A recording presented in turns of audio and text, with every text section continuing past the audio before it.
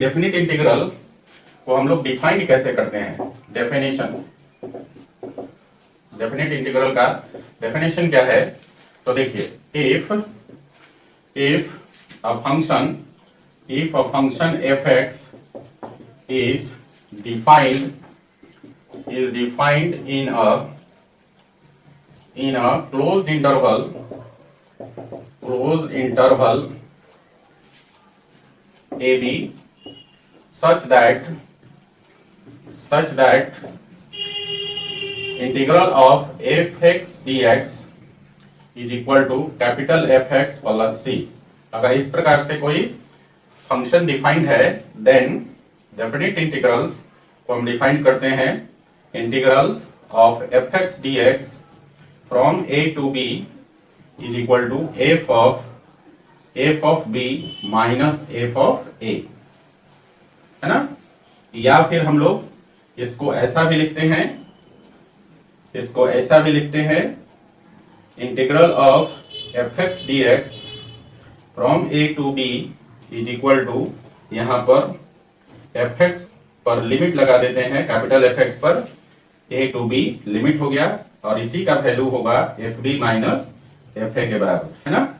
Definite integral बच्चों जो है कांस्टेंट ऑफ इंटीग्रेशन से इंडिपेंडेंट होता है, समझे। यहाँ पर a और b जो दिख रहा है ये है आपका where a and b are lower and upper limits. यहाँ पर a और b क्या है? लोअर और अपर लिमिट्स हैं आपके, समझ गए। और इसको हम लोग पढ़ते कैसे हैं? And read as definite integral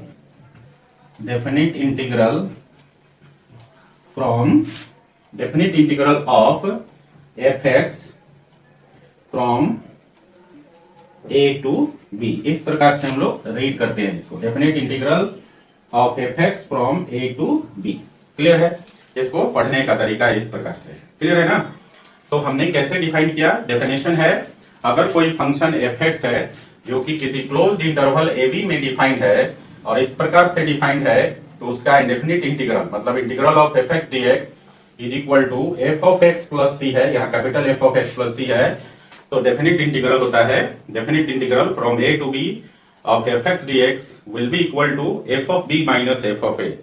समझे। एक नोट यहां पर आप लिख लेंगे, और वो नोट क्या है कि डेफिनिट इंटीग्रल जो होता है वो आपका कांस्टेंट ऑफ इंटीग्रेशन से इंडिपेंडेंट होता है। यहां पर ये जो नोट मैं लिखवा रहा हूं यहां पे लिख देता हूं, है ना। इसको आप इसके नीचे लिखेंगे, ठीक है। तो यहां लिखिएगा definite integral is independent to constant of integration।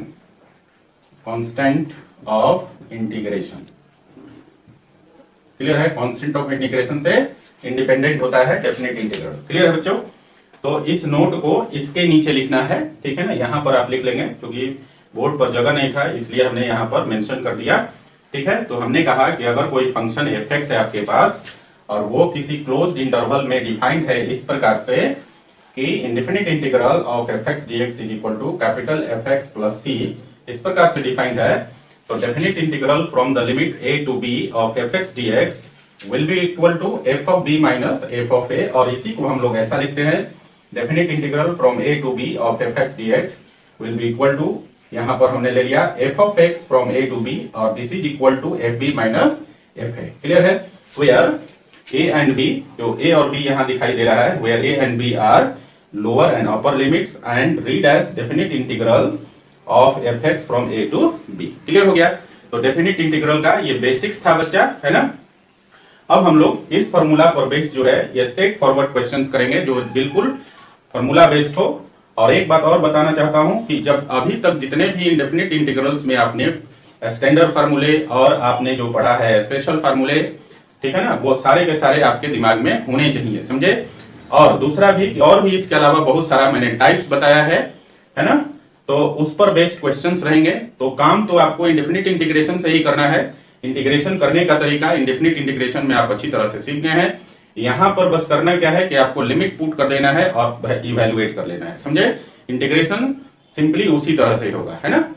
तो इसके बाद अब हम लोग definite integral based on formula या स्ट्रेट फॉरवर्ड डेफिनेट इंटीग्रल्स को पढ़ेंगे। इसके लिए आपको एनसीईआरटी में एक एक्सरसाइज दिया हुआ है और वह है एक्सरसाइज 7.9, समझ गए। एक्सरसाइज 7.9 में जो है आपका स्ट्रेट फॉरवर्ड क्वेश्चंस रहेंगे, डायरेक्ट फार्मूला पर बेस्ड है ना। और उसे हम लोग ये डेफिनेट इंटीग्रल की जो डेफिनेशन है इस फार्मूला से हम लोग उसको इवेलुएट करेंगे। ओके, तो इसको पहले लिख लीजिए, फिर हम लोग आगे एग्जांपल्स करते हैं। तो ये फार्मूला भी आपको अच्छी तरह समझ में आ जाएगा, है ना, कैसे इवेलुएशन करते हैं, है ना, स्ट्रेट फॉरवर्ड क्वेश्चंस को, जो फार्मूला बेस्ड क्वेश्चंस होते हैं। तो पहले इसको लिखिए, लिखिए। तो बच्चों चलिए कुछ एग्जांपल्स करते हैं जो फार्मूला बेस्ड हो, जो स्ट्रेट फॉरवर्ड क्वेश्चंस हो और जो डायरेक्टली डेफिनेट इंटीग्रल का जो फार्मूला है उस पर आपका इवैल्यूएशन उसका हो जाए। तो इसके लिए हम लोग एग्जांपल नंबर 1 पहला एग्जांपल लेते हैं और पहला एग्जांपल में है आपको इवैल्यूएट करना है definite integral from 2 to 3 of x square plus 1 dx। इसे आपने इवैल्यूएट करना है। तो देखिए किस तरह से इवैल्यूएट करेंगे, यहां पर ध्यान दीजिए। x स्क्वायर का डेफिनेट इंटीग्रल x स्क्वायर का इंटीग्रेशन कितना होगा x³/3, है ना, और प्लस 1 dx का इंटीग्रल कितना हो जाएगा x। तो ये आपका इंटीग्रल हो जाएगा x स्क्वायर प्लस 1 का, और लिमिट कितना है फ्रॉम 2 to 3। तो क्या करेंगे, फॉर्मूला क्या था आपके पास, फॉर्मूला था definite integral from a to b of fx dx is equal to यहाँ पर f ऑफ x, और यहाँ पर लिमिट हमने लगाया था a to b और इसका वैल्यू था fb माइनस fa। ये था डेफिनेट इंटीग्रल का बेसिक फॉर्मूला, है ना। तो देखिए ये जो वैल्यू आया ब्रैकेट के अंदर, ये कैपिटल fx का वैल्यू हो गया, समझ गए। अब जो है आपका इसमें लिमिट लगाना है 2 से 3 तक। तो पहले हम लोग अपर लिमिट को रखते हैं x के जगह और फिर माइनस करके x के जगह लोअर लिमिट को रखते हैं, ठीक है। तो देखिए क्या हो जाएगा, जब अपर लिमिट रखेंगे तो ये हो जाएगा 3 का क्यूब अपॉन 3 और प्लस 3। ये हो गया आपका अपर लिमिट, एक बार इसमें डाल दिया, fb हो गया, और माइनस लोअर लिमिट डालिए तो ये हो जाएगा 2 का क्यूब अपॉन 3 प्लस 2, ठीक है। अब इसको कैलकुलेट कर लेंगे। 3 का क्यूब कितना हो जाएगा 27/3, है ना। या फिर आप ऐसा भी लिख सकते हैं, यहाँ एक 3 कट जाएगा, है ना, तो 3 का स्क्वायर बचेगा जो कि हो जाएगा 9 और प्लस 3, और माइनस यहाँ पर देखिए कितना हो जाएगा, यहाँ हो जाएगा आपका 2 का क्यूब करेंगे तो 8/3 प्लस 2। तो देखिए ये हो गया आपका 9 प्लस 3 हो गया 12 माइनस, और ये हो जाएगा आपका 3 2 जा 6, और ये हो जाएगा 8 प्लस 6 14/3, और इसको कैलकुलेट करेंगे तो एलसीएम 3 हो जाएगा। तो 12 में 3 से करेंगे गुना 36 और माइनस हो जाएगा 14। तो ये वैल्यू आपका हो जाएगा, देखिए यहाँ पर अगर 36 में से 14 घटाएंगे तो 22/3 आ जाएगा आंसर, क्लियर है। तो इस प्रकार से आपका डेफिनेट इंटीग्रेशन इवैल्यूएट हो जाता है। ये सब जो क्वेश्चन है, ये जो पहला एग्जांपल है आपका बिल्कुल स्ट्रेट फॉरवर्ड है और फार्मूला बेस्ड, ठीक है। चलिए आगे बढ़ते हैं, एग्जांपल नंबर दूसरा ले लेते हैं। दूसरा एग्जांपल है, यहां आपको इवैल्यूएट करना है, देखिए 4x³ minus 5x square plus 6x plus 9, है ना, और इसको इसका डेफिनेट इंटीग्रल का वैल्यू निकलना है फ्रॉम 1 to 3, क्लियर है। अब देखिए ये सारे जितने भी हैं सब x⁴n वाले कंसेप्ट पर बेस्ड है। इंडेफिनिट इंटीग्रेशन आपने पढ़ा हुआ है। तो देखिए इसका इंडेफिनिट इंटीग्रल वैल्यू कितना हो जाएगा, ये अंदर जो ब्रैकेट में दिया हुआ है 4x³ minus 5x square plus 6x plus 9। तो इसको जब हम इंटीग्रेट करेंगे तो देखिए कितना हो जाएगा, 4 हो गया, और इंटू x³ का हो जाएगा x⁴/4 4/4 माइनस 5, और इंटू हो गया x स्क्वायर का हो जाएगा x³/3, और प्लस यहाँ पर 6 इंटू x का हो जाएगा x²/2, और प्लस 9 बाहर आ जाएगा, और dx का हो जाएगा x, और लिमिट कितना है आपका, लिमिट है 1 to 3, क्लियर है बच्चा। चलिए आगे बढ़ते हैं। यहाँ देखिए 4 से 4 आपका कैंसिल हो गया, यहाँ पर 2 से 6 कैंसिल हो गया 3 टाइम। तो इसको अब हम लिख सकते हैं, देखिए x⁴ माइनस 5/3 x³ प्लस ये हो जाएगा आपका 3x² और प्लस हो जाएगा x। ठीक है, लिमिट है आपका 1 to 3। ठीक है, अब हम क्या करेंगे, ये जो वैल्यू है ये कैपिटल Fx का वैल्यू है। अब हम इसमें सबसे पहले डालेंगे अपर लिमिट और फिर माइनस करके डालेंगे लोअर लिमिट। ठीक है ना, तो चलिए आगे बढ़ते हैं। देखिए, तो देखिए अपर लिमिट डालेंगे 3, तो ये हो जाएगा 3 to the power 4 minus 5/3 3 to the into 3 to the power 3। ठीक है, और फिर प्लस हो जाएगा 3 into 3 का स्क्वायर और प्लस 3 हो जाएगा। ये आपका अपर लिमिट डाल दिया। फिर माइनस आपको क्या करना है, लोअर लिमिट डालना है। तो लोअर लिमिट का वैल्यू हो जाएगा आपका x के जगह 1 डाल दीजिए, तो ये हो जाएगा 1 to the power 4 minus 5/3 into 1 का क्यूब हो जाएगा। ठीक है, और प्लस हो जाएगा 3 into 1 का स्क्वायर और प्लस 1। ठीक है, x की जगह 1 डाल दिया। अब इसको जरा कैलकुलेट कर लेते हैं। तो 3 to the power 4 कितना हो जाएगा 81 माइनस यहाँ 3 कैंसिल हो जाएगा, तो ये हो जाएगा आपका 3 3 जा 9 और इंटू 5, तो ये 45 हो जाएगा और प्लस 3 3 जा 9 इंटू 3, तो ये हो गया 27 और प्लस 3। क्लियर है, और माइनस यहाँ पर देखिए 1 का पावर 4 करेंगे तो 1 और माइनस 1 का क्यूब करेंगे तो भी 1 ही होगा, तो 5/3 हो गया, और प्लस फिर स्क्वायर भी करेंगे 1 का तो 1 ही होगा, तो प्लस 3 और प्लस 1 हो जाएगा। ठीक है, इसको कैलकुलेट कर लीजिए कितना हो जाएगा। देखिए 81 प्लस 27 और प्लस 3 जोड़ दीजिए, तो 7 और 1 8 और 8 और 3 11 का 1 हो गया, कैरी 1 और 8 और 2 10 और 1 11, तो ये हो गया 111 माइनस 45 है ना। और इसको भी घटा लीजिए, तो 11 में से 5 घटाएंगे 6 और ये हो जाएगा आपका 0, तो ये हो गया 10 10 में से 4 घटाएंगे तो 6 हो जाएगा। ठीक है, और इधर कैलकुलेट कर लीजिए, इसका वैल्यू हो जाएगा आपका, देखिए ये हो गया ये 1 और 1 2 और प्लस 3 5 और माइनस हो जाएगा, देखिए 5 माइनस 5/3, तो कितना हो गया 15 माइनस 5/3, तो 10/3। इसका इधर वैल्यू हो जाएगा आपका ब्रैकेट के अंदर 15 माइनस 5/3। ठीक है, तो देखिए इसका वैल्यू हमने निकाला कितना 66 और माइनस इसका वैल्यू कितना हो जाएगा 10/3, और फिर 66 में 3 से गुना कर दीजिए, तो ये हो जाएगा 6 3 जा 18 1 कैरी हो गया, और 6 3 जा 18 और 1 19, तो ये हो गया आपका एलसीएम लेंगे तो 3 हो जाएगा, और 198 माइनस 10, तो ये वैल्यू हो जाएगा अब आपका, देखिए ये वैल्यू हो जाएगा 188/3 है ना, और ये कट जाएगा आपका 3 से, तो देखिए 3 से नहीं कटेगा आपका है ना, तो इसको आप इसी तरह इतना ही रखने दीजिए। क्लियर है, तो क्वेश्चन नंबर 2 समझ में आ गया। चलिए नेक्स्ट क्वेश्चन करते हैं। अगला क्वेश्चन है एग्जाम्पल नंबर 3। देखिए एग्जाम्पल नंबर 3 में आपको इवैल्यूएट करना है definite integral from 0 to π/2 cos 2x dx। ठीक है, तो देखिए cos 2x का इंटीग्रल कितना होता है sin 2x/2, और इस पर लिमिट कितना है बच्चा 0 से π/2। एक बार अपर लिमिट रखेंगे तो कितना हो जाएगा बताइए, ये हो जाएगा साइन, और x के जगह π/2 रखेंगे तो 2 से 2 कैंसिल हो जाएगा sin π/2 माइनस एक जगह 0 रखेंगे तो ये हो जाएगा sin 0/2। क्लियर है, अब देखिए sin π का वैल्यू 0 और sin 0 का भी वैल्यू 0, तो ये हो जाएगा 0 minus 0 that is equal to 0। Clear, चलिए आगे देखते हैं और भी क्वेश्चन करते हैं।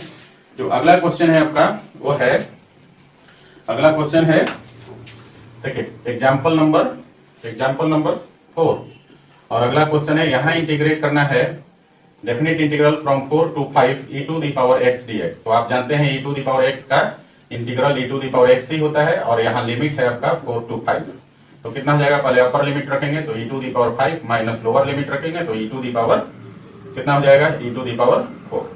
क्लियर है, तो ये आपका e to the power 5 minus e to the power 4 आपका आंसर हो जाएगा, या फिर इसको थोड़ा सा और आगे बढ़ा देंगे तो e to the power 4 आपका कॉमन हो जाएगा, तो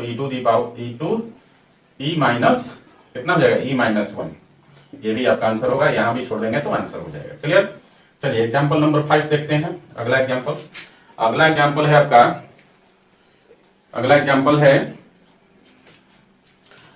एग्जांपल में आपको ले लेते हैं cosec x dx का वैल्यू π/6 से π/4, तो आगे आपको इंटीग्रेट करना है डेफिनेट इंटीग्रल फ्रॉम π/6 to π/4, और यहाँ पर है cosec x dx, है ना।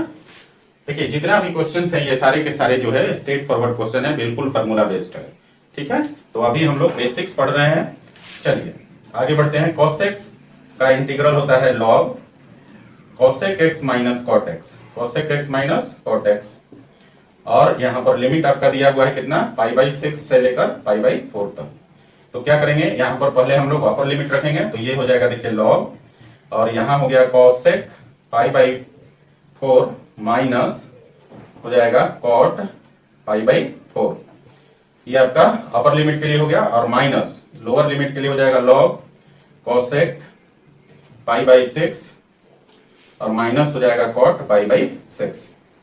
क्लियर है। चलिए अब वैल्यू डालिए इसमें। cosec π/4 का वैल्यू होता है √2, तो ये हो जाएगा log √2 और माइनस cot π/4 का वैल्यू 1 और माइनस log cosec π/6 का वैल्यू होता है आपका, cosec π/6 का वैल्यू हो जाएगा 2, है ना, और माइनस cot π/6 का वैल्यू हो जाएगा √3।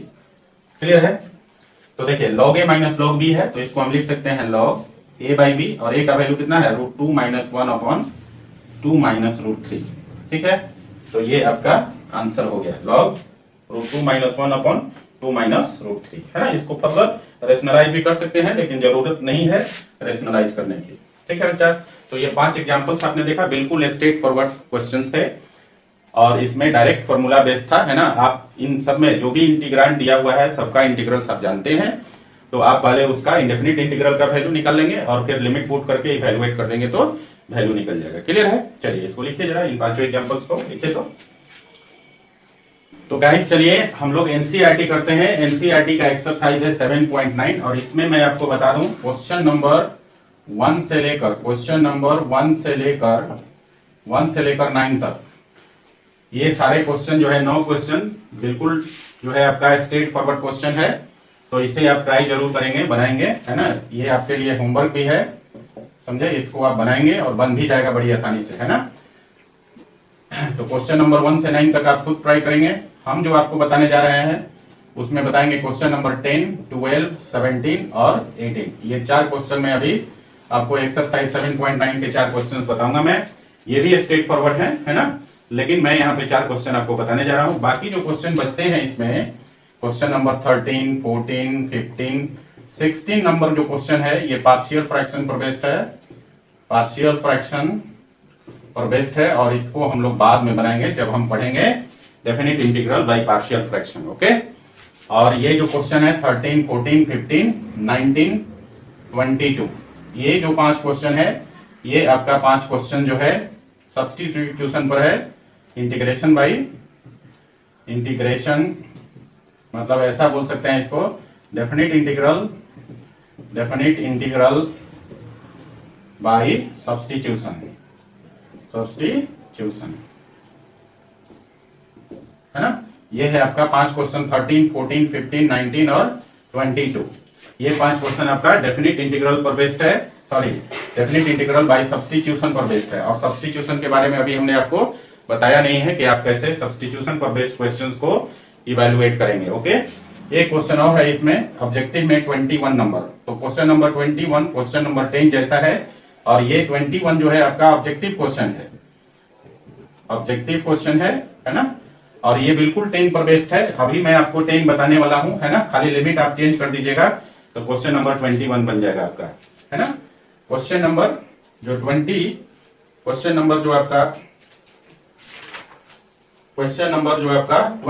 है वो तो यहां पर हमने मेंशन कर दिया है, और ये 22 भी ऑब्जेक्टिव टाइप क्वेश्चन ही है ना। तो ये भी क्वेश्चन अभी आपसे नहीं बनेगा, है ना। तो 5 क्वेश्चन का सेट हमने बताया, 13, 14, 15, 19 और 22। ये 5 questions definite integral by substitution से बनेंगे। अभी आपने सब्स्टिट्यूशन मेथड पढ़ा नहीं है। क्वेश्चन नंबर 21 को क्वेश्चन नंबर 10 की तरफ बना देंगे, सिर्फ लिमिट का चेंज है ना। 10 मैं अभी आपको बताऊंगा, है ना। तो 10 बन जाएगा तो 21 आपका बन जाएगा, है ना। और क्वेश्चन नंबर 1 से 9 आपको स्वयं से ट्राई करना है, समझ गए। तो ये सारे क्वेश्चन जो थे आपका एक्सरसाइज 7.9 में थे, है ना। और कौन कौन से आपको बनाने हैं और कौन से आपको नहीं बनाने हैं ये मैंने बता दिया, है ना। तो चलिए शुरू करते हैं जो बनाने हैं। तो हमने आपको कहा कि मैं आपको 4 क्वेश्चंस यहाँ पे बताने जा रहा हूँ, क्वेश्चन नंबर 10, 12, 17 और 18। तो देखिए क्वेश्चन नंबर 10 है आपका, क्वेश्चन नंबर 10 में है आपको इंटीग्रेट करना है, मतलब इवेलुएट करना है, डेफिनिट इंटीग्रेशन का इवेल्युएशन करना है, और ये है डेफिनिट इंटीग्रल फ्रॉम 0 to 1 और dx upon 1 plus x square, ये है आपका। क्लियर है। अब देखिए तो हमने इंडेफिनिट में पढ़ा है फॉर्मूला कि dx upon 1 plus x square, या इसी को हमने ऐसा भी पढ़ा है 1 upon 1 plus x square dx, और इसका वैल्यू कितना होता है, tan इनवर्स x होता है ना। तो यहां पर dx upon 1 plus x square का इंटीग्रल हो जाएगा tan इनवर्स x, और लिमिट है आपका 0 to 1। तो देखिए वैल्यू कितना हो जाएगा, पहले अपर लिमिट रखेंगे तो ये हो गया tan इनवर्स 1, और माइनस लोअर लिमिट रखेंगे तो tan इनवर्स 0। तो देखिए tan इनवर्स 1 का प्रिंसिपल वैल्यू कितना होता है, π/4, और माइनस tan इनवर्स 0 का वैल्यू 0, तो वैल्यू कितना आ गया, π/4 माइनस 0 हो गया π/4। तो ये क्वेश्चन आपका क्वेश्चन नंबर 10 बन गया। देख रहे हैं ना, बिल्कुल स्ट्रेट फॉरवर्ड है। चलिए क्वेश्चन नंबर 12 की बात करें, तो क्वेश्चन नंबर 12 में आपको इवैल्यूएट करना है definite integral from 0 to π/2 cos square x dx, ये है आपका। तो देखिए cos स्क्वायर x dx को इंटीग्रेट करने के लिए मल्टीपल एंगल का सहारा लेंगे, और हमें पता है cos स्क्वायर x का वैल्यू होता है 1 प्लस cos 2x अपॉन 2 होता है ना। तो पहले हम लोग यहाँ पर थोड़ा सा ट्रांसफॉर्मेशन कर लेंगे, तो ये हो जाएगा डेफिनिट इंटीग्रल फ्रॉम 0 to π/2, और cos स्क्वायर x को लिखेंगे 1 plus cos 2x upon 2 dx, है ना।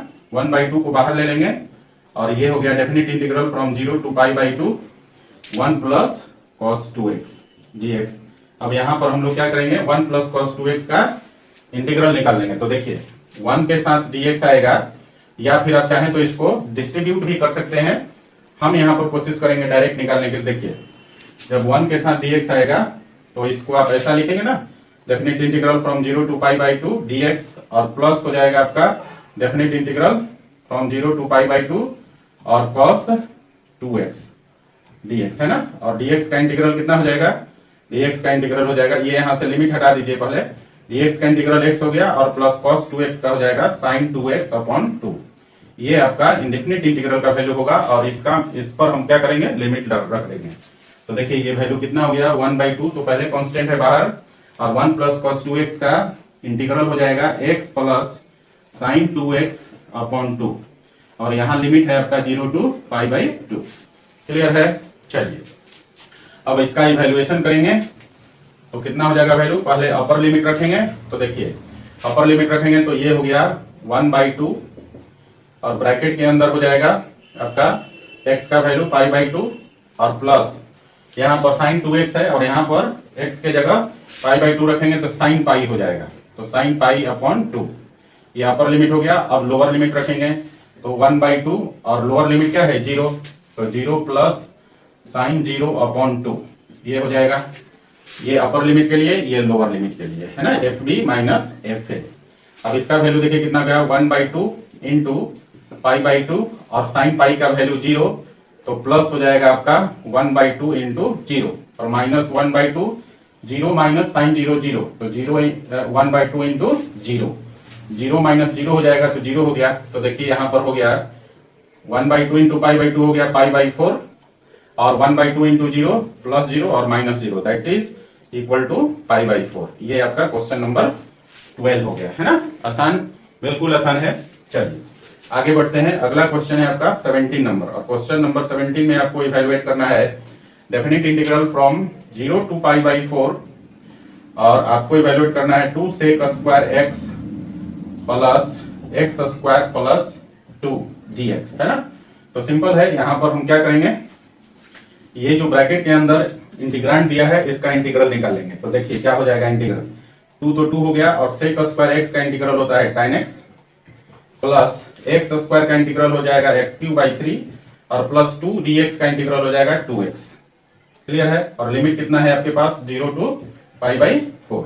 ठीक है, क्या करेंगे इवैल्यूएशन के लिए, पहले अपर लिमिट फिर लोअर लिमिट। तो इन सब में पहले अपर लिमिट π/4 रखेंगे, और फिर माइनस करके सब में लोअर लिमिट 0 रखेंगे। तो देखिए कितना हो जाएगा, अपर लिमिट के लिए 2 into tan π/4, plus pi by four का क्यूब हो जाएगा और अपॉन 3, ठीक है, और प्लस हो जाएगा 2 इंटू पाई बाई 4।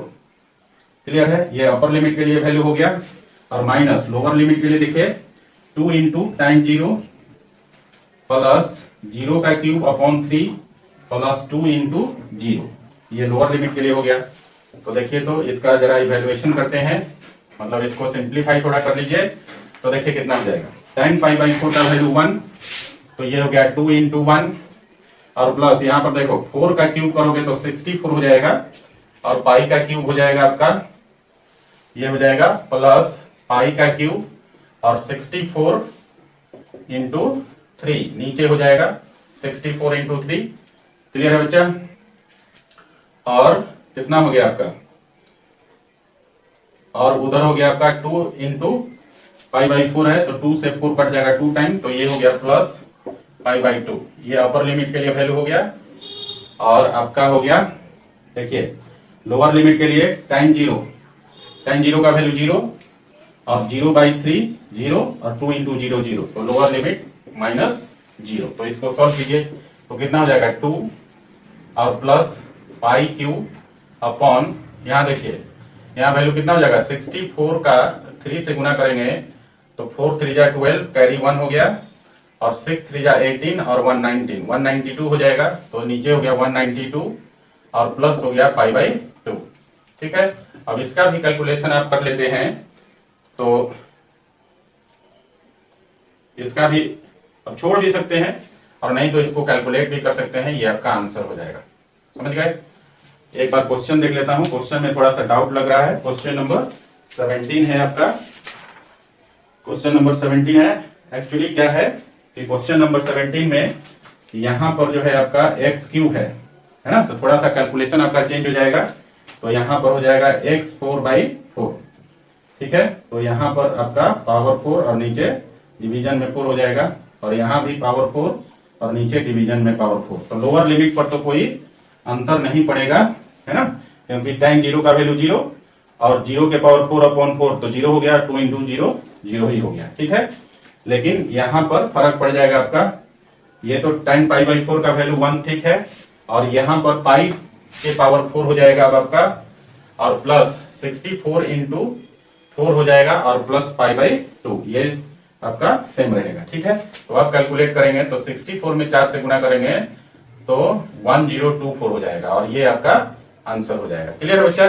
थोड़ा सा मिस्टेक था, क्लियर हो गया। चलिए अगला क्वेश्चन देखते हैं।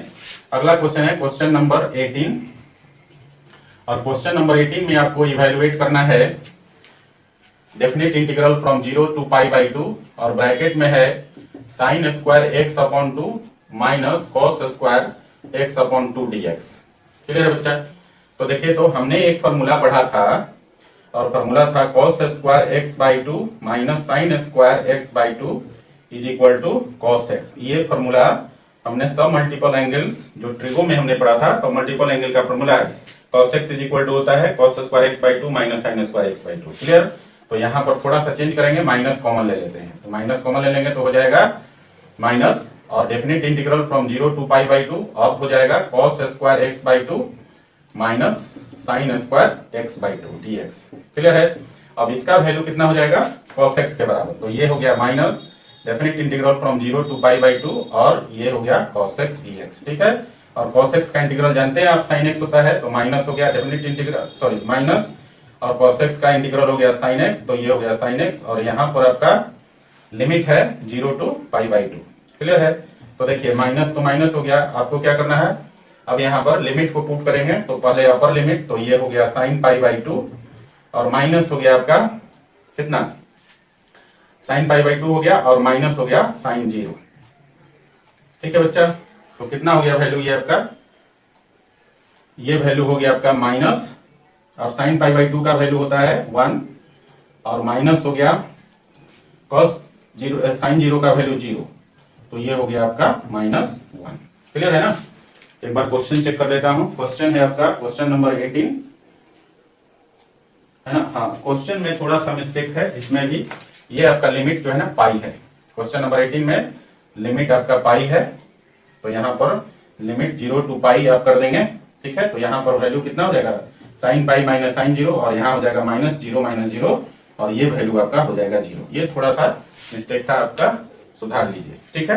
तो ये जो मैंने 4 क्वेश्चन कराए है ना, ये आपका एक्सरसाइज 7.9 के थे। इसके अलावा मैंने कहा कि 13, 14, 15, 16 आपका बेस्ट है पार्शियल फ्रैक्शन पर, 19 और 22 ये क्वेश्चंस जो है अभी आपको नहीं करने हैं।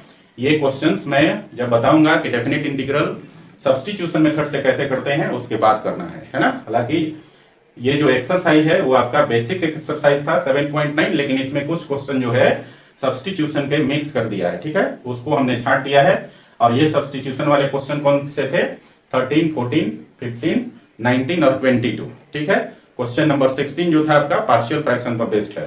तो इन क्वेश्चन को अभी नहीं करिए, अभी मैं आपको समझाता हूं कि सब्स्टिट्यूशन मेथड से हम लोग किस प्रकार से डेफिनेट इंटीग्रल्स को इवैल्यूएट करेंगे। ओके, तो पहले आप इसको लिख लीजिए, ठीक है। और बाकी क्वेश्चन जो इसके अलावा और भी बचे हुए क्वेश्चन है, क्वेश्चन नंबर 1 से लेकर 9 तक, वो आपको करने हैं, ठीक है ना। और एक क्वेश्चन और है 21 जो ऑब्जेक्टिव क्वेश्चन है, वो भी आपको करना है, ठीक है। तो एक्सरसाइज 7.9 में जो भी बचे हुए क्वेश्चन है उसको आप कर लीजिएगा। जो मैंने कहा है कि अभी नहीं करना है उसको छोड़ दीजिएगा, ठीक है। अभी मैं बताता हूं आपको कि सब्स्टिट्यूशन से कैसे डेफिनेट इंटीग्रल को इवैल्यूएट करेंगे, उसके बाद वो भी क्वेश्चंस बन जाएंगे, ठीक है। तो पहले आपको अटेम्प्ट करने हैं जो क्वेश्चन मैंने बताया है उसको, उसके बाद सब्स्टिट्यूशन समझ के फिर उनको भी, बचे हुए क्वेश्चंस को भी जिनको नहीं करने के लिए कर रहा हूं उसको भी आप कर सकते हैं, है ना। हालांकि उसमें से कुछ क्वेश्चन मैं आपको बताऊंगा, उसके बाद बाकी आपको समझ में आ जाएगा। ओके, चलिए पहले इसको लिखिए तो जरा। तो गाइस चलिए समझते हैं कि सब्स्टिट्यूशन मेथड से डेफिनेट इंटीग्रल्स को कैसे इवैल्यूएट करते हैं। तो हमारा टॉपिक है definite integral by substitution. Substitution method use करके डेफिनेट इंटीग्रल को किस प्रकार से इवैल्यूएट करेंगे। ओके, तो देखिए इसके रूल्स हैं, इस रूल्स को आपको फॉलो करना है। रूल नंबर 1 क्या है, आपको सबसे पहले जो गिवन इंटीग्रांड होगा उसमें प्रॉपर सब्स्टिट्यूशन करना होगा। और सब्स्टिट्यूशन आप समझते हैं किस प्रकार से हम लोग करते हैं। सब्स्टिट्यूशन के हमने बहुत सारे रूल्स पढ़े हैं इंडेफिनिट इंटीग्रल में, ठीक है ना। उन्हीं रूल की मदद से हम लोग यहाँ सब्स्टिट्यूशन भी करेंगे। तो पहला रूल क्या है, मेक प्रॉपर सब्स्टिट्यूशन। क्या करना है, सबसे पहले आपको सब्स्टिट्यूशन करना है, जो सुटेबल और प्रॉपर सब्स्टिट्यूशन होगा उसे करेंगे। दूसरा काम क्या होगा, जब आप सब्स्टिट्यूशन कर देंगे उसके बाद आपको डेफिनेट इंटीग्रल में जो लिमिट्स हैं उनको चेंज करना होगा। जो पुराने लिमिट्स हैं उसको नए वेरिएबल के अनुसार नया लिमिट में चेंज करना होगा। तो दूसरा रूल है change the limits in new variable. जैसे ही आप सब्स्टिट्यूशन करेंगे आपका क्या है, इंटीग्रांड का वेरिएबल चेंज हो जाएगा, समझ गए ना। तो नए वेरिएबल में लिमिट्स को चेंज कर देना है जो ओल्ड लिमिट्स हैं, ठीक है।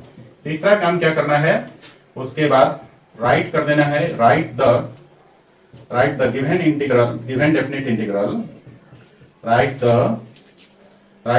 Definite integral with respect to new variable. जैसे ही आप लिमिट को चेंज कर देंगे, ओल्ड लिमिट से न्यू लिमिट बना देंगे, है ना, सब्स्टिट्यूशन करेंगे, उसके बाद सब्स्टिट्यूशन करते ही इंटीग्रांड का वेरिएबल चेंज हो जाएगा। उसके बाद क्या करना है, आपको लिमिट्स को चेंज करना है, ओल्ड से न्यू लिमिट्स बनाने हैं। उसके बाद आपको जो है ना नए वेरिएबल के रिस्पेक्ट में आपको गिवन इंटीग्रल को लिखना है। तो write the given definite integral with respect to new variable. नए वेरिएबल के टर्म में आपको गिवन डेफिनेट इंटीग्रल को लिख देना है। उसके बाद आपका चौथा रूल है इवैल्यूएट। उसके बाद evaluate as per the rule of definite integral. उसके बाद डेफिनेट इंटीग्रल का रूल अप्लाई कर देना है, आपका वैल्यू मिल जाएगा। क्लियर है। तो ये 4 बेसिक रूल्स हैं, इसको आपको फॉलो करना पड़ेगा, है ना। पहला रूल क्या है, मेक प्रॉपर और सुटेबल सब्स्टिट्यूशन, है ना। इंटीग्रांड को देखते ही आपको पता चल जाएगा कि यहाँ पर हम क्या सब्स्टिट्यूशन कर सकते हैं। उसके बाद जैसे ही आप सब्स्टिट्यूशन करेंगे, जो गिवन इंटीग्रांड होगा उसका वेरिएबल चेंज हो जाएगा। जैसे ही वेरिएबल चेंज होगा आपको क्या करना है, ओल्ड लिमिट्स को न्यू वेरिएबल के टर्म में चेंज कर देना है, ठीक है। मतलब ओल्ड लिमिट से न्यू लिमिट्स को निकाल लेना है। उसके बाद आपको गिवन इंटीग्रांड को जो शुरू में दिया हुआ जो इंटीग्रांड था उसको नए वेरिएबल के रिस्पेक्ट में अब लिख लेना है। उसके बाद जो डेफिनेट इंटीग्रल के रूल है उसके अनुसार उसको इवैल्यूएट कर देना है। क्लियर है? चलिए, इस पर इन चारों रूल्स को समझने के लिए जब तक हम लोग एग्जाम्पल नहीं करेंगे तब तक समझ में नहीं आएगा। ओके, तो चलिए एक एग्जाम्पल करते हैं, और ये है एनसीईआरटी एक्सरसाइज 7.9 का ही क्वेश्चन है, क्वेश्चन नंबर 30, जो अभी मैंने आपको छुड़वाया था, है ना, जो स्ट्रेट फॉरवर्ड नहीं था, उसमें से पहला क्वेश्चन है 30 नंबर। और 30 में आपको इवैल्यूएट करना है x dx upon x square plus 1 और लिमिट दिया हुआ है 2 से 3, इसको इवैल्यूएट करना है। तो देखिए, आप देखेंगे यहाँ पर जो डिनोमिनेटर है एक्स स्क्वायर प्लस 2, अगर इसको आप सब्स्टिट्यूट करते हैं किसी अनदर वेरिएबल t से तो इसका डेरिवेटिव 2x आएगा, और यहाँ ऊपर न्यूमरेटर में x है तो इसको 2 से ऊपर और 2 से नीचे गुना करके हम लोग इसको 2x बना सकते हैं, है ना। तो इसको देखते ही हमें समझ में आ गया कि एक्स स्क्वायर प्लस 1 को हम क्या करें, सब्स्टिट्यूट कर लेते हैं न्यू वेरिएबल में। तो यहाँ पर हम लोग करेंगे क्या कि लेट कर लेंगे, let x square plus 1 is equal to t मान लेते हैं, और इसको दोनों तरफ डिफरेंशिएट कर देंगे विथ रिस्पेक्ट टू एक्स। जब दोनों तरफ आप डिफरेंशिएट कर देंगे तो देखिए कितना हो जाएगा, ये हो जाएगा 2x is equal to d t upon d x. तो यहां से हम निकाल सकते हैं 2x dx is equal to d t. ठीक है, ये निकल गया। अब हम लोग यहां से आगे बढ़ते हैं। तो देखिए, एक काम और भी करना है हम लोगों को। पहले हम लोग यहां से आगे बढ़ते हैं, फिर हम लोग थोड़ा बहुत काम करेंगे, मतलब दूसरा चेंज द लिमिट्स, लिमिट को चेंज करना है, ओल्ड से न्यू में चेंज करना है। ठीक है ना। तो देखिए, पहले इसको यहां से आगे बढ़ते हैं। तो हमने कहा था कि जैसे ही आप सब्स्टिट्यूशन करेंगे वैसे ही आपका जो गिवन इंटीग्रांड है उसका वेरिएबल चेंज हो जाएगा। तो पहले वो काम कर लेते हैं। देखिए यहाँ पर ये हो जाएगा आपका, अब हो जाएगा देयरफॉर, इस तरह से आप लिख सकते हैं i इज इक्वल टू, है ना, सॉरी, यहाँ पर पहला काम कीजिए, लिमिट को ही चेंज कर लेते हैं, उसके बाद हम लोग लिखेंगे, है ना। तो एक काम हो गया कि आपका वेरिएबल चेंज हो गया, है ना। अब हम लोग लिमिट को लिखते हैं नाउ। देखिए नाउ, अब यहां पर हमने क्या माना था, X square plus 1 is equal to T. तो now at x is equal to, देखिए यहां पर एक्स का वैल्यू अपर लिमिट कितना है 3 है और लोअर लिमिट कितना है 2 है। तो एक्स इज इक्वल टू 3 पर अपर लिमिट क्या हो जाएगा टी के टर्म में। तो देखिए, तो now at x is equal to 3, t is equal to कितना हो जाएगा, एक्स का वैल्यू 3 रखेंगे तो 3 का स्क्वायर हो जाएगा 9 और प्लस 1 10, तो टी का वैल्यू आ जाएगा 10। और lower limit x is equal to 2 रखेंगे इसमें इक्वेशन 1 में, तो 2 रखेंगे तो 2 का स्क्वायर हो गया 4 और प्लस 1 5, तो टी का वैल्यू हो जाएगा 5। तो अब आपके पास ये न्यू लिमिट्स हैं, न्यू लिमिट्स, ओल्ड लिमिट से न्यू लिमिट्स बन गया, और ये जो थे आपके दोनों, ये आपके ओल्ड लिमिट्स है। ये कौन सा लिमिट थे, ओल्ड लिमिट्स, है ना। तो यहाँ पर ओल्ड लिमिट से हमने न्यू लिमिट में कन्वर्जन कर लिया, मतलब चेंज कर लिया, है ना। और ये किसके बिहाफ पे चेंज किया, जो हमने यहाँ पे सब्स्टिट्यूशन किया था, है ना, उसी के बिहाफ पे हमने ओल्ड लिमिट्स को चेंज करके न्यू लिमिट्स बना लिया। ठीक है, अब हम क्या करेंगे, अब यहां से चलेंगे। ठीक है, तो अब यहां से आप चलिए, पहले यहां पर थोड़ा सा ट्रांसफॉर्मेशन करेंगे। तो देखिए कितना हो जाएगा, यहां पर अब हम ऐसा करते हैं कि 2 से भाग दे दिया तो 2 से गुना भी कर देंगे, तो 2x dx upon x square plus 1, और लिमिट आपका अभी वही रहेगा, ये हो जाएगा 2 to 3। ठीक है, अब यहां पर देखिए दो रूल यहां पे कंप्लीट हो गया। पहला मेक द प्रॉपर सब्स्टिट्यूशन, यहाँ पे हमने प्रॉपर सब्स्टिट्यूशन कर लिया। दूसरा हमने कर लिया change the limits in new variable, तो ओल्ड लिमिट से न्यू लिमिट्स में हमने चेंज कर लिया। ठीक है ना, न्यू वेरिएबल में हमारा लिमिट आ गया, अपर लिमिट 10, लोअर लिमिट 5, और ये है corresponding to x is equal to 3 and x is equal to 2। Lower limit अब 2 था, अपर लिमिट 3 था, इनके कोरस्पॉन्डिंग न्यू वेरिएबल में अपर लिमिट 10 आ गया और लोअर लिमिट 5 आ गया। क्लियर है। अब देखिए यहाँ पर आगे बढ़ते हैं थोड़ा, तो लिमिट है आपका, अभी लिमिट नहीं रखेंगे, अब हम यहाँ पर वेरिएबल हमारा चेंज हो जाएगा। तो देखिए कितना हो जाएगा, 2x dx का वैल्यू हमने निकाला है dt, है ना, तो ये हो गया dt, और नीचे हमने एक्स स्क्वायर प्लस 1 का वैल्यू, एक्स स्क्वायर प्लस 1 का वैल्यू वहां t माना है, तो dt अपॉन t। तो यहाँ पर जो गिवन इंटीग्रांड था ये वाला, ये आपका अब चेंज हो गया। तीसरा रूल देखिए, write the given definite integral with respect to new variable. तो नया वेरिएबल जो t था उसके टर्म में आपका ये जो गिवन इंटीग्रांड था वो आपका न्यू वेरिएबल के रिस्पेक्ट में हो गया, है ना। अब यहाँ पर देखिए वेरिएबल आपका t है, तो लिमिट भी डेफिनेटली टी ही वेरी करेगा, तो ये वेरी करता है 5 से 10 तक। तो यहाँ लिमिट भी चेंज हो गया।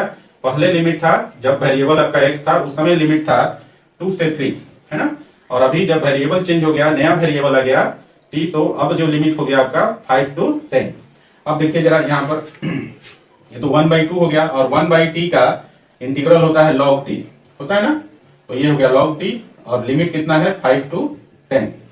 तो यहाँ पर हम लोग पहले अपर लिमिट के लिए अब चौथा रूल पर आ जाइए, है ना। अब इवेल्युएट कर लेंगे, evaluate as per the rule of definite integral. तो क्या करेंगे, पहले अपर लिमिट डालेंगे फिर लोअर लिमिट डालेंगे। तो ये हो जाएगा 1/2, और पहले हो गया आपका log 10 और माइनस हो गया फिर log 5।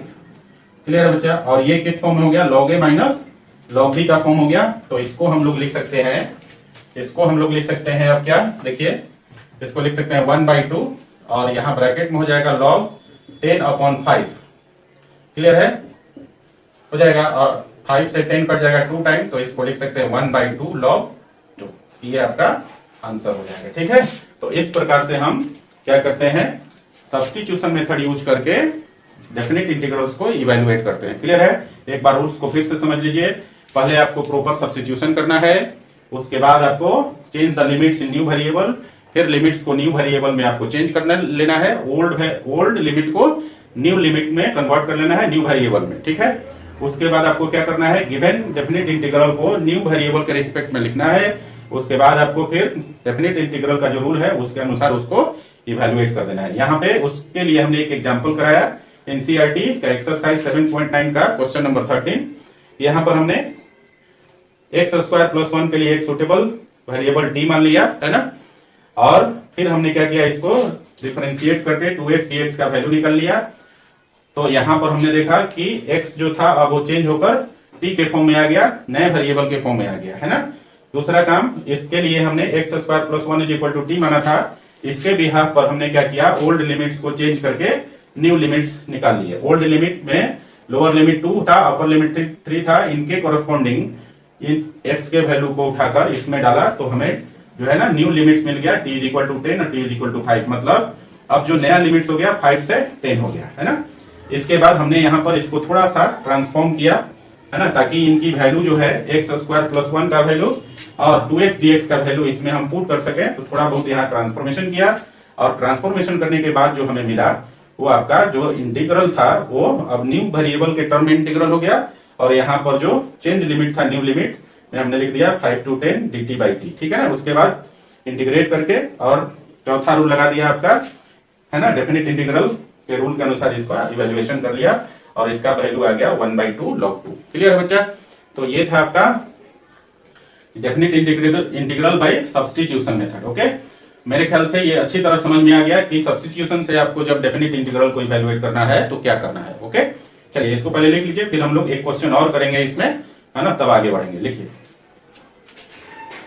तो गाइस चलिए अगला एग्जांपल करते हैं, और इसके लिए ले लेते हैं क्वेश्चन नंबर 14 ले लेते हैं। देखिए क्वेश्चन नंबर जो 14 है, इसमें आपको इंटीग्रेट करना है, डेफिनेट इंटीग्रल है आपका 0 to 1, और ये दिया है 2x + 3 अपॉन है 5x² + 1 dx, है ना। पहला काम हम लोग ऐसा करते हैं कि यहाँ पर डिनोमिनेटर को डिस्ट्रीब्यूट कर लेते हैं, मतलब ये जो गिवन इंटीग्रल है डेफिनेट इंटीग्रल, इसको दो पार्ट में तोड़ लेते हैं। तो इसको ऐसा लिख सकते हैं 0 to 1 और 2x अपॉन 5x² + 1 dx, और प्लस यहाँ पर 0 to 1 3 अपॉन 5x² + 1 dx, ऐसा लिख सकते हैं। इसके लिए हम सब्स्टिट्यूशन करेंगे और इसको हम थोड़ा ट्रांसफॉर्म करके ले जाएंगे फॉर्मूला पर। ठीक है, तो देखिए इसके लिए जो सब्स्टिट्यूशन करेंगे, समझिए यहाँ पर हम लोग लेट कर लेते हैं 5x² + 1 = t, और इसको दोनों तरफ डिफरेंशिएट कर लेंगे विथ रिस्पेक्ट टू x। तो ये हो जाएगा आपका 10x = dt/dx, है ना, और dx को इधर कर दीजिए, तो ये हो गया 10x dx = dt। ठीक है, यहाँ पर हमने सब्स्टिट्यूशन कर दिया। तो उसके बाद हम लोगों को क्या करना है, उसके बाद हम लोगों को लिमिट को चेंज करना है। तो देखिए now at x = 0, x = 1 upper limit को लेते हैं, तो x = 0 लेंगे, तो देयरफॉर t का मान कितना हो जाएगा, x का वैल्यू 0 डाल देंगे, तो एक्स स्क्वायर हो गया 0, तो 0 इंटू 5 0 प्लस 1, तो 1 हो गया टी का वैल्यू।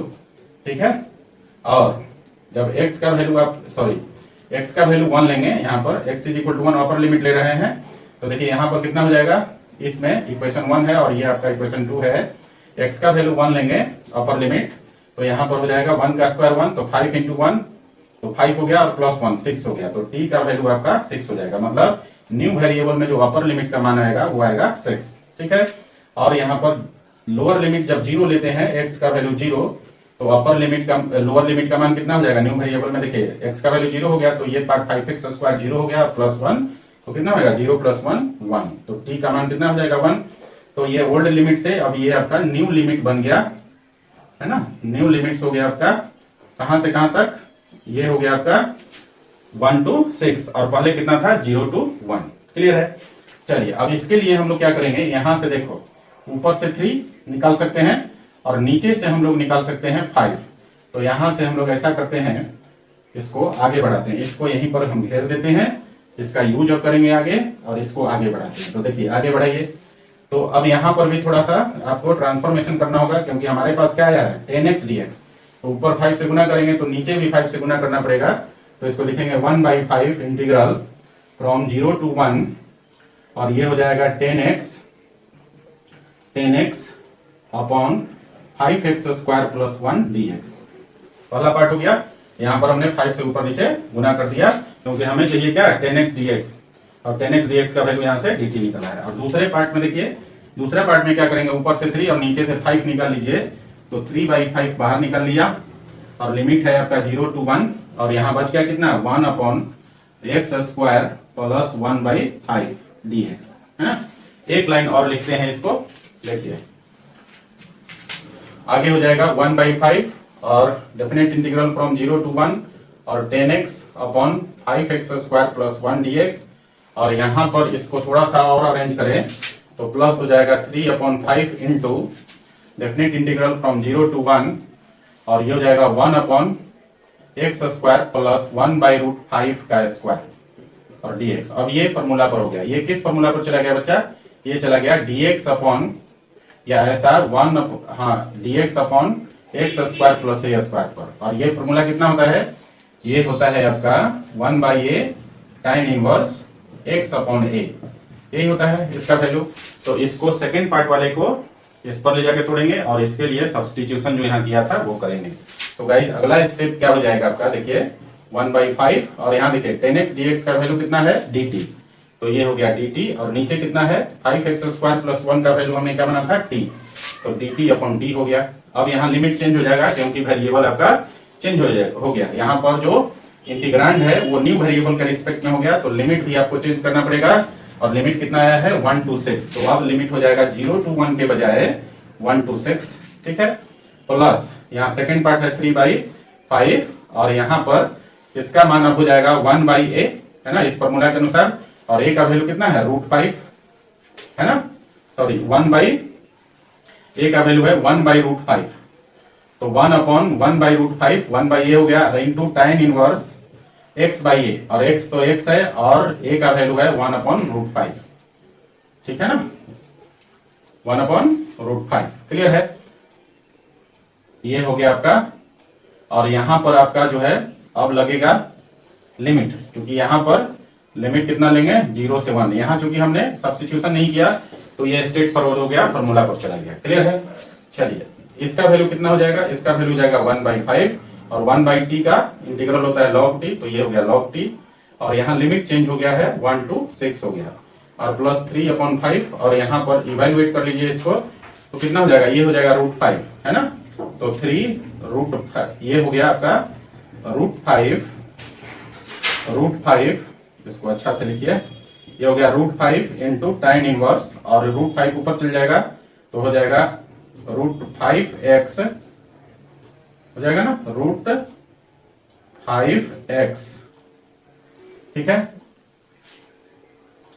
√5x, और यहां पर लिमिट आपका है 0 to 1। क्लियर है, इसको एक बार अरेंज कर लिया हमने, 1/1 अपॉन √5 को हम लिख सकते हैं, √5 ऊपर चल जाएगा तो √5/1 दैट इज इक्वल टू √5, और tan इनवर्स, और यहां से भी 1 अपॉन √5 है, √5 ऊपर चल जाएगा तो √5x हो जाएगा। क्लियर है। अब इवैल्यूएशन कर लेते हैं। तो देखिए क्या करते हैं, एक बार अपर लिमिट, फिर उसमें से घटाते हैं लोअर लिमिट डाल के। तो यहाँ हो गया 1/5 और ब्रैकेट में अपर लिमिट पहले लिखेंगे तो ये हो जाएगा log 6 और माइनस लोअर लिमिट लिखेंगे तो log 1।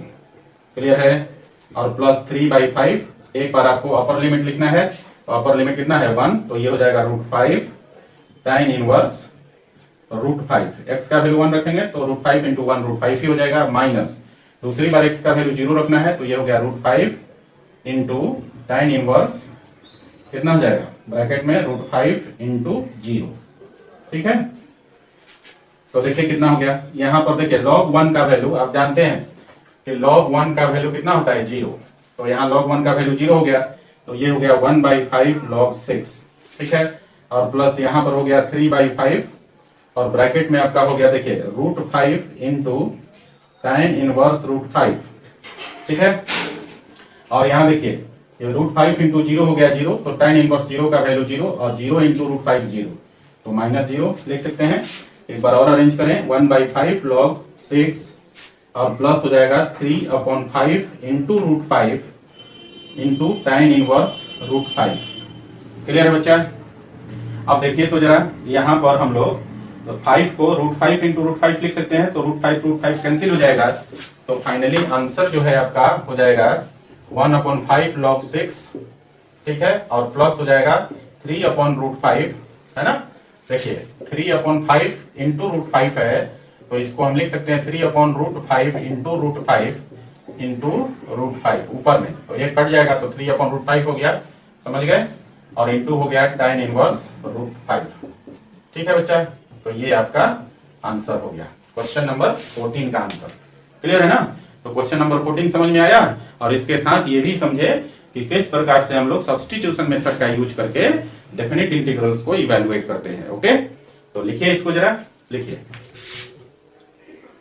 तो गाइस चलिए आगे समझते हैं। अभी हमने समझा कि डेफिनेट इंटीग्रल सब्स्टिट्यूशन मेथड से हम लोग किस प्रकार इवैल्यूएट कर सकते हैं। अब हम लोग समझेंगे कि डेफिनेट इंटीग्रल जब पार्शियल फ्रैक्शन के फॉर्म में होगा या फिर बाय पार्ट्स के फॉर्म में होगा तो किस प्रकार से इवैल्यूएट करेंगे। सो गाइस अगला टॉपिक है इवैल्यूएशन ऑफ डेफिनेट इंटीग्रल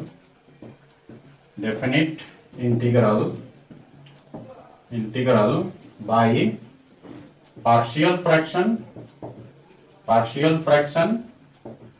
और बाय इंटीग्रेशन बाय पार्ट्स, या और बाय पार्ट्स, ऐसा भी लिख सकते हैं।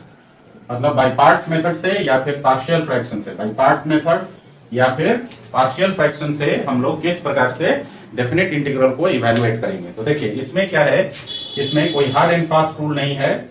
इसका रूल है आपको कि सबसे पहले लिखेंगे first of all evaluate the given integral. First of all, evaluate the given integral as by parts or by partial fraction. समझ गए? क्या करना है?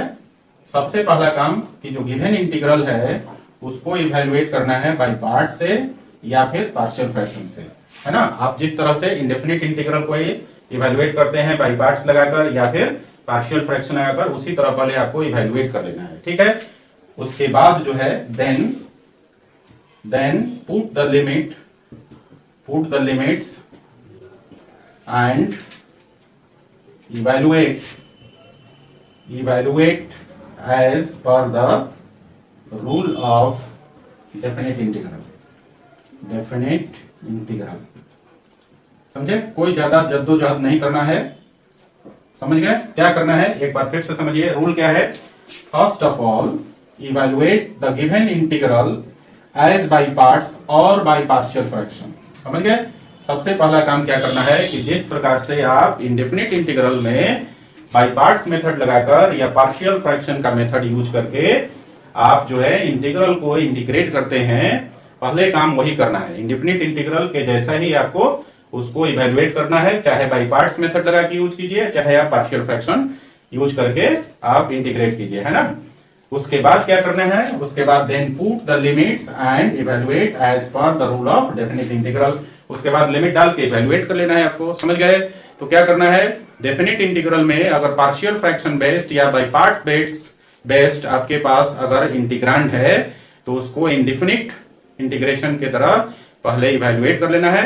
उसके बाद आपका डेफिनिट इंटीग्रल्स के लिमिट्स को पुट कर देना है। उसके बाद जो रूल्स है डेफिनिट इंटीग्रल को इवैल्यूएट करने का उसके अनुसार इवैल्यूएट कर लेना है। ओके, ये जो है आपका एग्जांपल से और ज्यादा क्लियर हो जाएगा। तो चलिए एग्जांपल करके देख लेते हैं। तो एक एग्जांपल ले लेते हैं हम लोग, एग्जांपल नंबर 1, और यहां पर इवैल्यूएट करना है definite integral from 0 to pi x cos x dx। देखिए यहां पर दो फंक्शन का प्रोडक्ट है, डेफिनेटली किस में जाएगा, ये इंटीग्रेशन बाय पार्ट्स में जाएगा, है ना। और हमने क्या फॉर्मूला पढ़ा है, एक बार फॉर्मूला याद कर लीजिए, integral of u into v dx is equal to होता है u into integral of v dx और minus derivative of u into integral of v dx and whole का इंटीग्रल पढ़ा है ये फॉर्मूला। इस फॉर्मूला का यूज करके इसको हम लोग पहले इवैल्यूएट कर लेंगे। तो देखिए क्या हो जाएगा, इसमें लगाएंगे तो x है अलजेब्रिक और cos x है ट्रिग्नोमेट्रिक।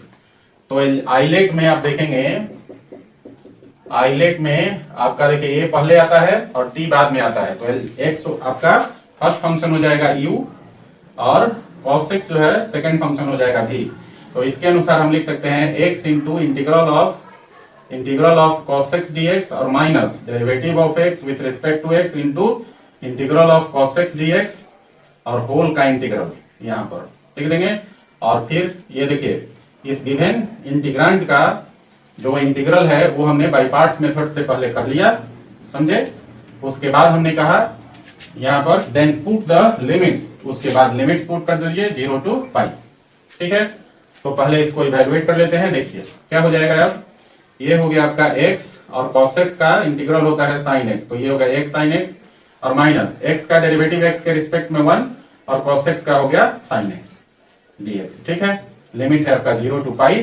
फिर आगे बढ़ते हैं, देखिए यहाँ पर x sin x और माइनस sin x का इंटीग्रल हो जाएगा माइनस cos x, है ना। तो माइनस माइनस मिल के प्लस हो गया, प्लस cos x हो गया और 0 to पाई आपका लिमिट है।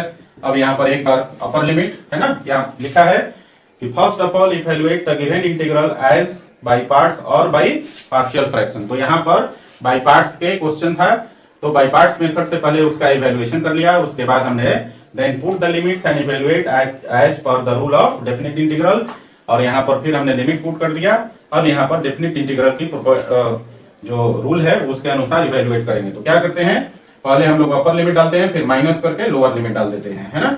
तो देखिए कितना हो जाएगा, x का वैल्यू अपर लिमिट कितना है, pi into sine pi plus cos pi, ठीक है।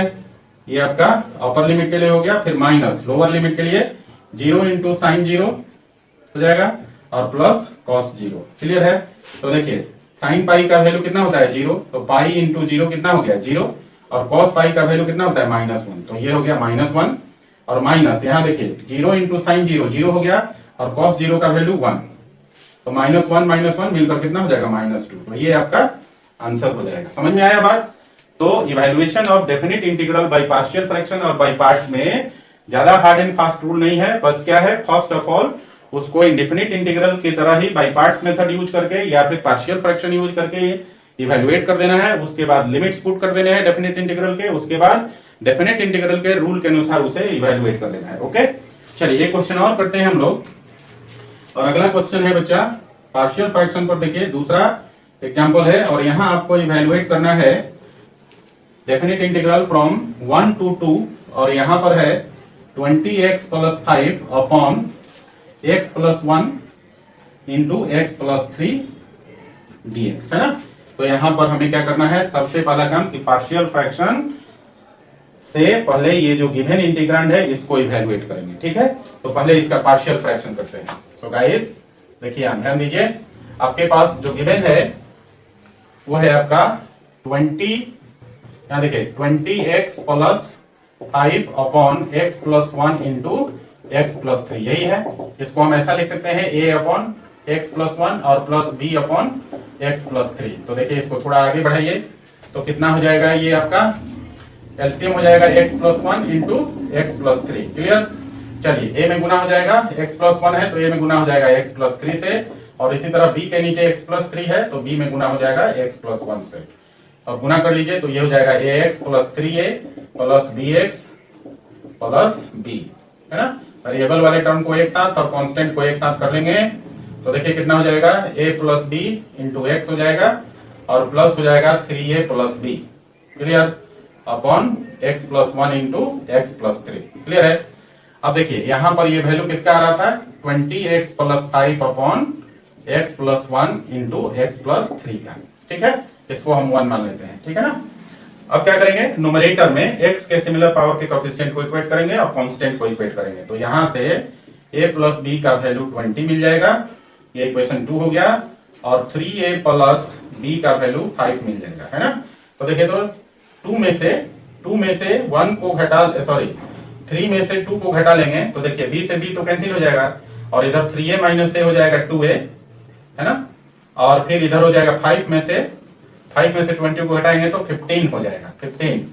तो यहां हो जाएगा आपका a का वैल्यू जो आएगा आपका, देखिए कितना हो जाएगा, इधर आया था 2a और इधर आएगा, इसको सब्ट्रैक्ट करेंगे जब, है ना, 3 में से 3 माइनस 2 करेंगे तो हो जाएगा, देखिए b से b कैंसिल हो जाएगा, और 3a में से a घटाएंगे तो हो गया 2a, और 5 में से 20 घटाएंगे तो हो जाएगा 15, है ना, -15। तो यहां से a का जो वैल्यू है वो हो जाएगा आपका -15/2। क्लियर है? -15/2। अब a का वैल्यू हम किसी में भी रख दें, अगर मान लो कि a में ही रख देते हैं तो -15/2 plus b is equal to 20, और इसको उठा के इधर कर दें तो b इज इक्वल टू हो जाएगा 20 प्लस 15/2। तो ये हो जाएगा आपका, देखिए 20 दूनी 40 और 15, ये हो जाएगा 55/2। तो b का वैल्यू मिल गया, तो b का वैल्यू आ गया 55/2। ठीक है। अब हम लोग यहाँ पर हमारे पास दोनों वैल्यू a और b का वैल्यू मिल गया, तो 1 के अनुसार यहां से अब इसको हम ऐसा लिख सकते हैं, देखिए कितना हो जाएगा, 20x plus 5 upon x plus 1 into x plus 3 को अब हम लिख सकते हैं, a का वैल्यू कितना है, -15/2 इंटू एक्स प्लस 1 हो जाएगा, और प्लस हो जाएगा 55/2 इंटू ये हो जाएगा एक्स प्लस 3। ठीक है। और इसको हम क्या करेंगे, अब दोनों तरफ इंटीग्रेट करेंगे, क्योंकि हमारे पास क्या होगा, डेफिनेट इंटीग्रल है, तो लिमिट यहाँ पर दिया हुआ है कितना, 1 से 2 तक, और इधर भी हम लोग एक बड़ा सा ब्रैकेट डाल देते हैं और यहाँ पर इंटीग्रेट कर लीजिए 1 से 2 तक। ठीक है। और यहाँ dx लगा दीजिए तो कितना हो जाएगा, देखिए यहाँ से -15/2 बाहर निकल जाएगा, और ये लिमिट हो गया 1 से 2, और 1/x प्लस 1 dx हो जाएगा, और प्लस हो जाएगा 55/2 बाहर निकल जाएगा, तो यहां से हो जाएगा 1 से 2 हो जाएगा, 1 to 2 लिमिट है, और ये हो जाएगा 1/x प्लस 3 dx। क्लियर है बच्चा? तो ये हमारा जो है ना पार्शियल फ्रैक्शन से जो है यहां तक हमने पार्शियल फ्रैक्शन कर लिया और दोनों तरफ इंटीग्रेट कर दिया। और पार्शियल फ्रैक्शन आप अच्छी तरह जानते हैं कैसे करते हैं, है ना, यहाँ पर मैंने करके भी दिखाया। अब ये आसान हो गया, देखिए यहाँ पर 1/x प्लस 1 का इंटीग्रल हो जाएगा log x प्लस 1, और यहाँ पर 1/x प्लस 3 का इंटीग्रल हो जाएगा log x प्लस 3। तो इधर हम थोड़ा सा मिटा देते हैं, पहले इसको आप लिख लीजिए, तो evaluation of definite integral bye partial fraction और बाय पार्ट्स, और रूल इसका ये लिखिए थोड़ा सा, है ना, लिखिए। ठीक है बच्चा, चलो इसको थोड़ा सा आगे बढ़ा के छोड़ देते हैं, इसे आप इवैल्यूएट कर लीजिएगा। ठीक है ना। देखिए तो अब हम लोग इसको क्या लिख सकते हैं, यहां पर ध्यान दीजिए, आपका था -15/2, तो -15/2 हो गया, और 1/x प्लस 1 का इंटीग्रल हो जाएगा log x प्लस 1, है ना, और यहां लिमिट कितना है, यहां लिमिट है आपका 1 to 2, और प्लस इधर है 55/2 हो गया, और 1/x प्लस 3 का इंटीग्रल हो जाएगा log x प्लस 3। ठीक है ना, log x प्लस 3 हो गया, और इसका जो लिमिट है ये है आपका 1 to 2। अब आसान है, अब इसमें आप क्या करेंगे, एक बार अपर लिमिट डालेंगे, फिर माइनस करके दूसरा लोअर लिमिट, इसी तरह से यहाँ पर एक बार अपर लिमिट दूसरा माइनस करके लोअर लिमिट। चलो एक स्टेप और लिख देता हूँ, ये -15/2 हो गया, और यहाँ पर देखिए अपर लिमिट डालेंगे तो ये हो जाएगा log 2 प्लस 1 ये हो जाएगा log 3 और फिर माइनस लोअर लिमिट डालेंगे तो 1 + 1 2 तो log 2 हो गया। ठीक है, इसी तरह यहाँ पर प्लस 55/2 और यहाँ पर हो जाएगा, देखो लोअर लिमिट 1 डालेंगे, सॉरी लोअर अपर लिमिट 2 डालेंगे तो 2 + 3 कितना हो जाएगा log 5 और माइनस फिर लोअर लिमिट 1 डालेंगे तो 1 + 3 4 तो ये हो जाएगा log 4। ठीक है, अब सिंपल सा है log a - log b तो यहाँ पर ये हो जाएगा -15/2 और log कितना हो जाएगा 3/2 है ना। log a - log b का फॉर्मूला होता है log a/b तो ये हो जाएगा -15/2 इंटू log 3/2 और प्लस यहाँ 55/2 और फिर से यहाँ log a - log b है तो log a/b लिख सकते हैं तो ये हो जाएगा log 5/4। ठीक है, तो ये वैल्यू आपका आएगा, समझ गए। तो इस प्रकार से आज हम लोगों ने सीखा कि किस की डेफिनेट इंटीग्रल है क्या, है ना, और उसको इवैल्यूएट करने का जो सबसे बेसिक थ्योरम है वो क्या है, ये हमने समझ लिया। उसके बाद हमने बताया कि सबसे पहले हम लोग बेसिक क्वेश्चंस करेंगे जो स्ट्रेट फॉरवर्ड होते हैं और फार्मूला बेस्ड होते हैं, उनको भी हमने किया। ठीक है, उसके बाद हमने सब्स्टिट्यूशन मेथड लगाकर डेफिनेट इंटीग्रल को कैसे इवैल्यूएट करेंगे ये भी सीखा। उसके बाद हमने ये भी सीखा कि इंटीग्रेशन बाय पार्ट्स से डेफिनेट इंटीग्रल का कैसे इवैल्यूएशन करेंगे और पार्शियल फ्रैक्शन मेथड से हम लोग डेफिनेट इंटीग्रल का किस प्रकार से इवैल्यूएशन करेंगे। ओके, तो अब जो मैंने क्वेश्चन छोड़े थे आपके लिए 13, 14, 15, 16, 19, 20, 22 है ना, ये सारे क्वेश्चन एक्सरसाइज 7.9 के बनेंगे। और इसके अलावा अगला जो एक्सरसाइज है आपका एक्सरसाइज 7.10 इसके भी सारे क्वेश्चन बनेंगे, है ना। तो 2 एक्सरसाइज आज अब कंप्लीट कर लिया है, मतलब 2 एक्सरसाइज में जितने भी क्वेश्चंस हैं उसके लिए जो सफिशिएंट थ्योरी है वो आज हमने आपको बता दी है ना। तो दोनों एक्सरसाइज के सारे क्वेश्चन सब आपसे बनेंगे। इसके बाद हम लोग जो है पढ़ेंगे प्रॉपर्टीज ऑफ डेफिनेट इंटीग्रल्स। लेकिन आपके डाउट्स की अपेक्षा रखता हूं मैं, है ना, मतलब मुझे उम्मीद है कि इन 2 एक्सरसाइज में कुछ क्वेश्चन में आपसे डाउट होगा, है ना। कोई क्वेश्चन हो सकता है आपको समझ में ना आए या उसका आंसर ना आए, तो आप पहला काम करेंगे इन दोनों एक्सरसाइज को पूरा का पूरा एक्सरसाइज आप अटेम्प्ट करेंगे और जिन क्वेश्चंस में आपको डाउट्स हो आप मुझे बता दीजिएगा। कल के लेक्चर में हम लोग इस दोनों एक्सरसाइज के डाउट क्वेश्चंस करेंगे। अगर डाउट क्वेश्चंस की संख्या कम होगी, समय बच जाएगा, तब हम लोग शुरू करेंगे अगला प्रॉपर्टीज ऑफ डेफिनेट इंटीग्रल। अगर आपसे सारे क्वेश्चन बन जाते हैं, डाउट क्वेश्चंस नहीं आते हैं मेरे पास, तो हम लोग कल ही शुरू कर देंगे properties of definite integrals. Okay, so guys आप क्या करेंगे, एक्सरसाइज 7.9 और एक्सरसाइज 7.10 इन दोनों एक्सरसाइज के सारे क्वेश्चन सब आपको बनाने हैं। बहुत सारा क्वेश्चन एक्सरसाइज 7.9 का तो मैंने खुद ही बता दिया है ना, रह गया ज्यादा से ज्यादा इसमें से आपका सारा क्वेश्चन आपको अटेम्प्ट करना है और सारा जो है लगभग सब्स्टिट्यूशन बेस्ड है ना, मतलब डेफिनेट इंटीग्रल बाय सब्स्टिट्यूशन ही करना है 7.10 में। तो एक्सरसाइज 7.9 तो ऑलमोस्ट बन गया है आपका। आज के लेक्चर में ऑलमोस्ट क्वेश्चन हमने करा दिए हैं। तो क्वेश्चन कुछ है इसमें 7.10 में जिसे आपको बनाना है। ज्यादा डिफिकल्ट क्वेश्चन नहीं है, आसान क्वेश्चन नहीं है और क्वेश्चन की संख्या भी ज्यादा नहीं है ना, तो घबराना नहीं है। एक बार में आप देखेंगे दोनों एक्सरसाइज क्लियर हो जाएगा। ठीक है, जितना कम डाउट आएगा आपका जो सिलेबस है उतना ही आगे बढ़ेगा। हालांकि मैंने कल के लिए स्पेशली आपके डाउट क्वेश्चंस के लिए लेक्चर रखा हुआ है। जितना हो सके आप अपना डाउट भेज दीजिए, पहले उसको हम लोग कर लेंगे, उसके बाद जो है ना प्रॉपर्टीज ऑफ डेफिनेट इंटीग्रल शुरू करेंगे। और एक बात कि मैंने कहा था कि एक्सरसाइज 7.8 जो है वो है definite integral as the limit of sum का एक्सरसाइज, इसे हम लोग सबसे लास्ट में करेंगे, है ना। तो 7.8 के बारे में अभी आपको चिंता नहीं करनी है, इसे हम लोग प्रॉपर्टीज ऑफ डेफिनेट इंटीग्रल पढ़ेंगे, उसका एक्सरसाइज करेंगे, उसके बाद हम लोग 7.8 को करेंगे, है ना, उसका थ्योरी पढ़ेंगे, उसके कॉन्सेप्ट को समझेंगे, उसके बाद हम लोग 7.8 को करेंगे। ओके, सबसे लास्ट में उसको करेंगे। ठीक है, तो आज का लेक्चर यहीं तक बच्चा, इसको लिख लीजिए, फिर मिलते हैं हम लोग नेक्स्ट लेक्चर में। ओके, लिखिए। Yeah.